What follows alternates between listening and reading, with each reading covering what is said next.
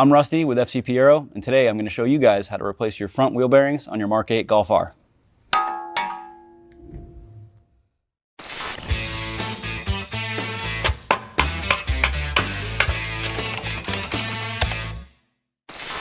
In today's DIY, we've chosen to go ahead with the NSK wheel hub bearing assembly. That wheel hub bearing does come equipped with the hub bearing bolts along with the center axle bolt. In our particular kit for the Golf R, we do add the 3 16mm nuts for the control arm along with the T30 for the rotor screw. We do recommend doing both of these bearings in pairs, so if your left front is going bad, we do recommend replacing the right front at the same time, although these kits do come with one bearing per kit, so if you are going to do both, be sure to order two. We'll be going with NSK, as NSK is the OE manufacturer for the genuine Volkswagen bearing. Rest assured, you will have no fitment issues, you will have no ABS issues, and all the hardware with this kit is just like as if it was a genuine part.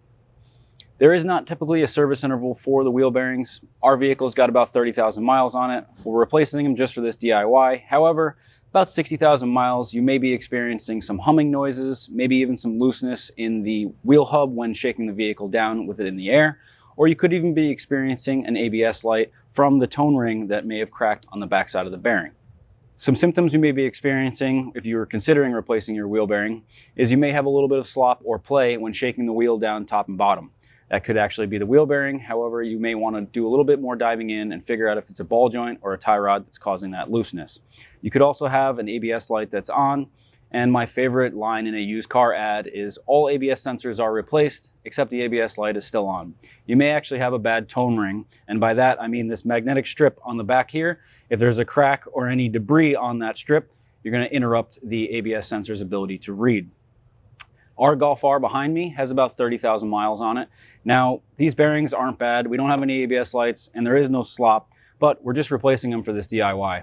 Typically, 50 to 60,000 miles would be the earliest you may experience some humming noises at highway speeds or that slop that we were discussing in the symptoms section. And we do have a handy little tool if you want a little bit more confidence in replacing your wheel bearing instead of just going ahead and throwing some parts at it. We do offer a wheel bearing reader from ATE. This allows you to see any discrepancies that may be in the wheel bearing here. And it basically just is kind of like an Etch-a-Sketch where the magnetic tone ring on the back here is visible through this little reader here. So you'll notice there's a small little gauge here where you can see if you can actually see the reader or not. You should be able to see some pretty significant lines throughout the wheel bearing, which is going to be picked up by the ABS sensor. So if I just place this over here, you can get a pretty good view there. And if I put it on the other side, you can pretty much see each individual rib, if you will, on the tone ring. Now, if there was a piece of paper in the way, you would obviously not have something that drastic in the way, but you would be able to see an interruption in the ability to read on that wheel bearing. So now this isn't a tool everyone's going to have in their toolbox, but for the price of this tool, it is nice reassurance if you need to replace your wheel bearing for an ABS issue that you may want to also put in an ABS sensor as well. So we do have that on our website at fcpaero.com if you'd like to check that out as well. But with that, let's go ahead and get into some tools to take care of the job. Now, as far as tools are concerned, certainly get the job done a little bit easier with a 1/2-inch impact as well as a 3/8 impact. And then we also have an electric ratchet. These are not absolutely necessary, but will make the job a little bit easier and a little bit quicker. We also have a small pry bar, a pretty high-powered flashlight, a decent-sized hammer, and for sockets we have a 1/2-inch drive 12.24mm, a 17mm, a 16mm. We also have a couple of different triple squares in different lengths, the 12mm triple square in a longer length, as well as a short or stubby 12mm triple square as well. We also have a 21mm socket, a 10mm socket, and a T30 socket. A couple of additional things that will make your life a little easier are some M14 by 1.5 wheel hangers, a small panel tool, a 90-degree pick, and a typical flathead screwdriver. To my left here, I do have a drill with a wire wheel on the end of it. That'll make for quick work of cleaning up the wheel hub before installing the new bearing. We also have a 1/2-inch torque wrench, a 1/2-inch ratcheting breaker bar, a little bit longer than traditional 3/8 wrench, and then a 1/4-inch torque wrench. You'll see we do have 2 torque wrenches present, but you just need to make sure that you have the ability to torque from 8 Newton meters all the way up to 200 Newton meters with an additional angle. We also have a 1/4-inch ratchet, a caliper hanger, and then my favorite tool, the rope ratchet, which will make quick work of moving that axle out of your way while you're messing around with the wheel hub bearing bolts. So with that, let's gather these tools up and get to work. For starters, we got to get the vehicle up in the air. So we're going to get our quick jacks all set up here, get the car up in the air and get this wheel removed. If you don't have an impact gun or anything like that, you may want to consider pulling the caps off first, cracking the wheels loose with a 17mm and a breaker bar. But located in the trunk is a little handy hook for removing the lug cap covers. We'll get these off now. And this vehicle does actually have a wheel lock, so also located in the roadside kit will be a wheel lock key. So make sure you have that as well before we get started. And then before I take out that last lug, I'm going to throw a couple of wheel hangers in there to make wheel removal a little bit easier so we don't scratch those nice blue calipers. All right, and now before we get started, we do want to take off some of the harness back here. We're going to try to get the caliper off to the side and out of our way. However, it may be a little bit easier if we loosen up some of this harness back here and get the caliper over here so we can do a lot of our work on the actual wheel bearing on this side. So I'm going to grab a little pocket screwdriver and start pulling some connectors and harnesses off and just kind of loosen everything up inside of here and make our lives a little bit easier when it comes time to take that caliper off and swing it out of the way. So be very careful with this one. We want to get right underneath there to kind of depress that clip. And then with your other hand, we'll work that down. The connector up here is a false brake wear sensor connector. And then the rest of it all kind of goes into this bracket. So if we get this 10mm out and then this other connector out here, this should all stay pretty loose. When we go to take the caliper, that'll all kind of move as a unit. And then we're going to take the ABS sensor connector off. There may be some debris in there, so work it in with a pick. If you can't get your thumb or finger to depress the connector, it's a little tight with the harness in there. All right, once we get that loose, again, the rest of this should come loose with the caliper. Should be able to get that bolt out the rest of the way by hand. Carefully getting it out of there. Now, once we move that caliper, this whole unit is going to be nice and loose. It's going to give us a lot more slack. We're working in the front of the steering knuckle here and putting the caliper back here hanging from the strut. So I'm going to go grab a caliper hanger tool and a pry bar and a 21mm to get the caliper loose, and we'll get set up to get this caliper off. Next up, we're going to go ahead and remove our caliper. I do want to make mention that if you do not have an impact gun for the center axle bolt, which we'll be getting into shortly after this, you may want to take a second to put a screwdriver in the rotor before you remove the caliper to be able to break this free by putting a couple of lugs into the rotor as well. We've gone over that in a couple of previous DIYs. However, we're going to be using an impact gun to get the center axle bolt out, so we're really not too worried about using the caliper as a hold down.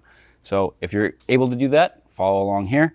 We're going to take a 21mm and a nice long 3/8 ratchet, a little bit of leverage because these are rather tight, and we'll go ahead and release those two caliper carrier bolts, and then we'll hang the caliper back over to this way.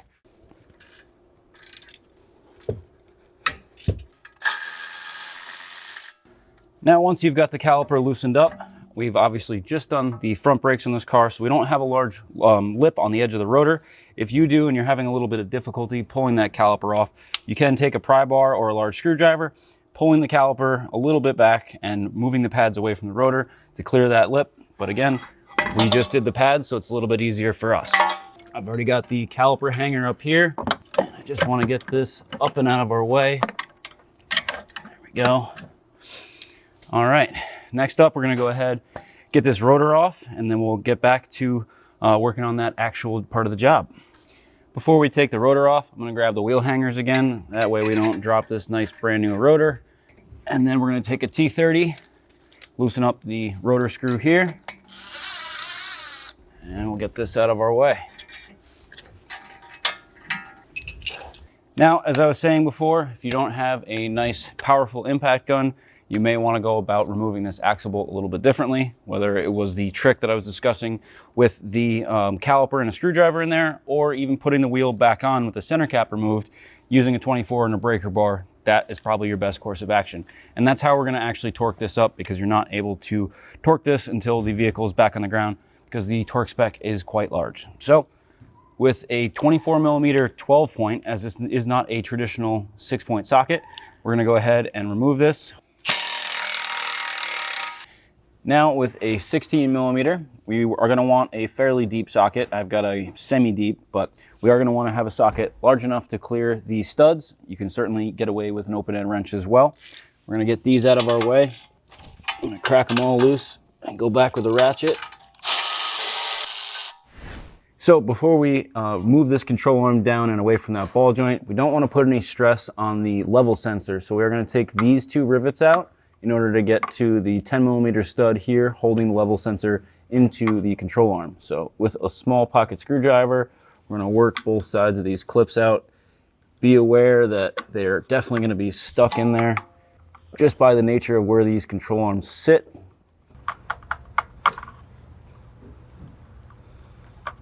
You really only need to remove one, and if you want to try to reuse those, we do offer them on fcpro.com if they break. However, in order to alleviate from having to remove that back one, which is in there very deep and is a little difficult to remove, I've gone ahead and removed the front one, pivoted this out of the way, and we'll get that 10mm right out now.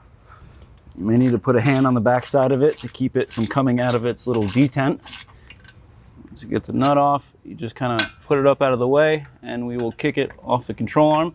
Then we can pull down on the arm, giving us a little bit more room back here. And then you'll also notice that the axle is starting to be able to be removed.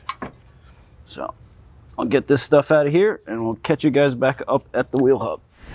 And now that we have everything loosened up, we've got that control arm out of our way, we are going to be able to push that axle out. We're not fully taking the axle out of the car, we're just removing it from the hub, setting it off to the side, and working around it more or less.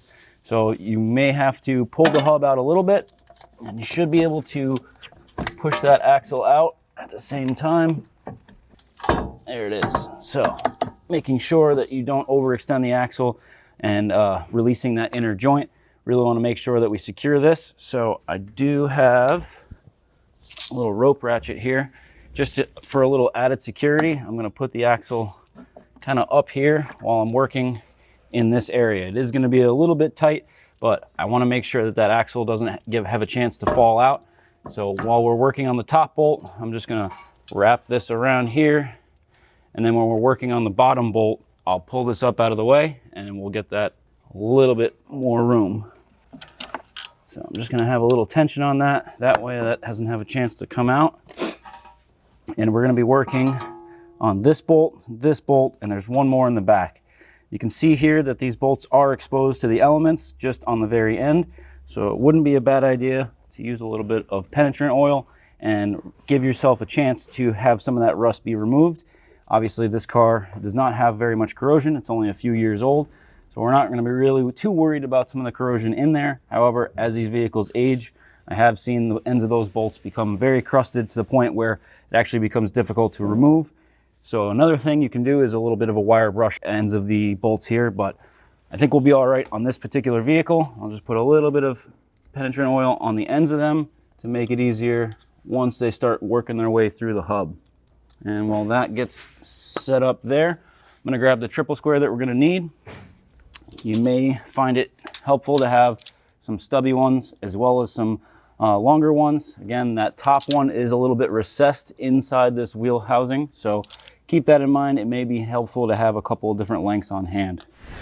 So one more thing to keep in mind with these triple squares is these bolts are very shallow. You want to make sure you've got plenty of leverage, but you also want to make sure that you clean any debris out of the head of that triple square and have a nice clean good socket that's going to bite those bolts. And go ahead and get them loosened up.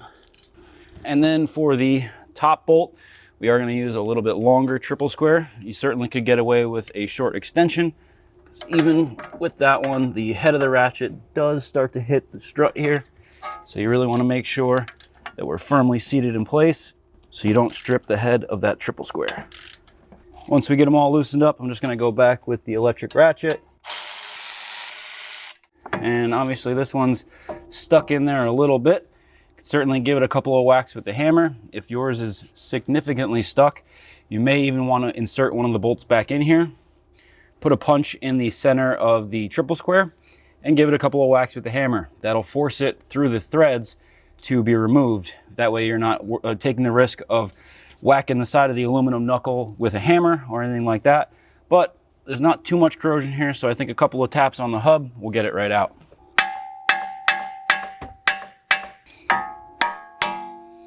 All right, obviously yours may be a little bit more corroded as these vehicles begin to age. We've got a steel bearing and an aluminum knuckle, so it is just inherent that it will eventually corrode. So keep that in mind, that little trick with the triple squares being inserted back in there to kind of work it out from all 3 points there if you're unable to do it just from the one side here. You can also remove the dust shield if you want a little bit more access to the other sides of the hub. But hopefully this is going to be more or less how you're going to have to remove it. But now that we've got that removed, you can see the tone ring is in the back here. I do have a little trick for seeing if the wheel bearing tone ring is bad. We're going to clean this up and get this ready to have another hubs installed. So we don't want to use anything too abrasive here. We want to be careful to not take too much metal off, but we do want to remove a lot of the corrosion that's built up here. So I'm just going to use a little wire brush on a drill. And just go around and make sure that where the bearing seats is cleaned up. You don't really have to go too crazy outside of that, but you can see there's a lot of corrosion really building up in the corners here.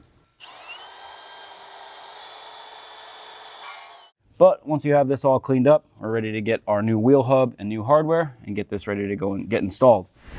So we're going to go ahead and get our new wheel bearing out of the bag and ready to be installed. I should say out of the box.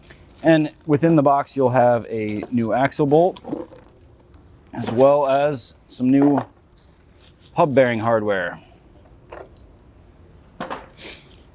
So I'm going to grab one of these, and we will get the hub ready to be installed.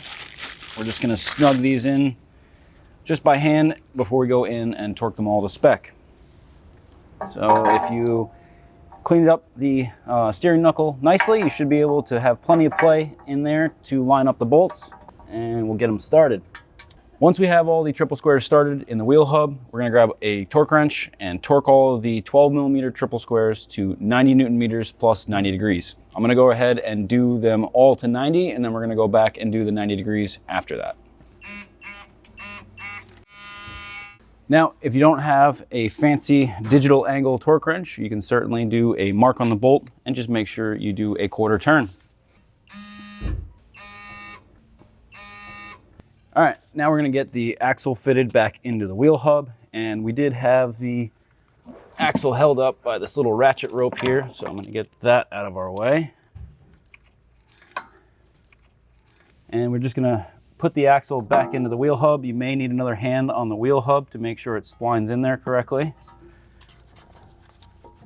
There we go. And once that is in place, you can put the ball joint back into the control arm, like so.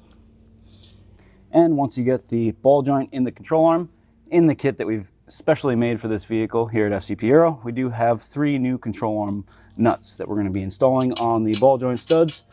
We'll get those on there now, that way that doesn't come out on us. And same with the wheel bearing kit, did come with a new axle bolt. So we have the axle in there so that doesn't slide out on us. We'll get the axle bolt back in there as well. Go ahead and snug this up with the gun. I'm going to quickly zip the 16mm ball joint nuts back close to the ball joint.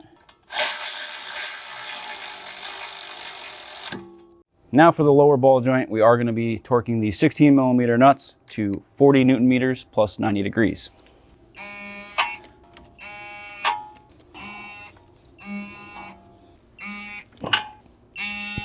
So once the control arm is torqued to 40 Newton meters plus 90 degrees on all 3 with new hardware, we are ready to start assembling some of the lower control arm here that we had the shroud off of. We also still have to put that rotor back on, but this should all go back together much quicker than torquing all this stuff. All right, now that we have our control arm bolted back up to the ball joint, we're gonna get our level sensor back in here and keep close attention to the little tab that's going to go into the hole right here. I'll show you there, wiggle it back in. The stud's gonna go to the outermost bolt where there's 2 holes here. The additional hole that you may see here is gonna be for the cover that's gonna go over the control arm. So go ahead and get the nut back on here. I'm gonna go ahead and snug this back up. Technically, this is a one-time use nut, but not a major component. It's just a level sensor. There is nylock built into that nut. So we're just gonna go back and snug that in place, and that should be all good. If you took the control arm cover all the way off, now would be the time to get them both up. But if you did like we did, slide it back into place, get your old rivet, put that in there. All right, that's good to go, that's tight. And now we'll go back up, put that rotor on, and get the caliper fitted, and we're almost done. Now, not entirely necessary, but if you have them, it certainly will make your life a little bit easier. A couple of wheel hangers in the nice new wheel hub. Grab our rotor. So if you got the wheel hangers in there, we're gonna line up rotor screw, which I didn't do. It makes it a little bit easier lining it all up, as we do not have any wheel studs on this car. All right, actually, we can leave those in there, and it's gonna make for easy work when we go to torque that rotor screw. So I'm gonna swap this wheel hanger over here, and that'll let me put a pry bar in here when we go to torque down that T30 to 8 Newton meters. All right, not very tight, but rotor screw is set to 8 Newton meters. We can go ahead, get these out of our way, and we'll get ready to get our new caliper on. We will want to grab the caliper bolts as well, because when we go to swing that over there, we'll throw a couple of those in hand tight before going and torquing those 21 millimeters to 200 Newton meters. So before you get the caliper into place, make sure that the caliper hose and this wire harness isn't twisted from you moving it over to the side. Looks like I kept it in the same orientation. And once you get one of those fitted, the other one should fall into place. You may need to wiggle the caliper a little bit just to get it started. All right, now we'll pivot the knuckle back out again, giving us a little bit more room to work with to get those 21 millimeters all the way up to 200 Newton meters. All right, now we gotta refit this little bit of a rat's nest up here. If you recall, there was a 10 millimeter that held it in place there, and then we just had the 2 connectors. Don't forget the ABS sensor, and don't forget your dynamic chassis control sensor either. So make sure that you do not drop this little tiny 10 millimeter in there. I'm gonna put it in the bracket, put my thumb over it, and try to get it started. All right, like so. It is a little bit of a tight area, and we'll just go ahead and snug this up.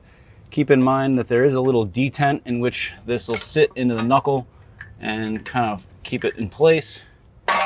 Once you get that lined up, I'm just gonna snug that down. There we go. And we're gonna connect the DCC connector. Make sure it clicks into place, give it a good tug. We also have the ABS sensor. Keep in mind, the tab is gonna be facing back on the passenger side, and I think it's reversed on the driver's. That's intact there. That pretty much takes care of everything under here. Don't forget, we do still need to torque that axle bolt. So before we put the wheel on, I'm gonna pop the center cap out, get the wheel on, we'll get the car back on the ground. We'll torque the wheel, we'll torque the 24 millimeter 12-point center axle bolt, and then we're pretty much done here. Set the center cap off to the side. Go ahead and get a couple of wheel hangers in place.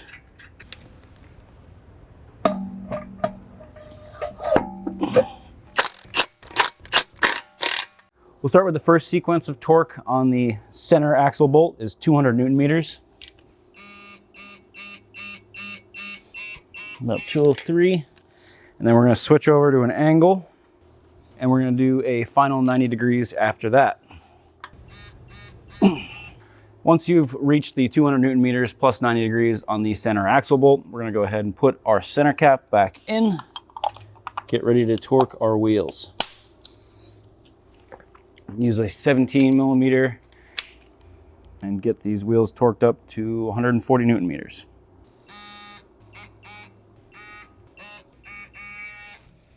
All right. And that pretty much takes care of today's video, other than putting the little beauty caps back on the lugs. I hope you guys enjoyed today's video. If so, don't forget to hit that like button. If you have any questions, comments, or concerns, get down in the comment section below. Don't forget to subscribe, because we'll have plenty more videos on this vehicle and many others like it.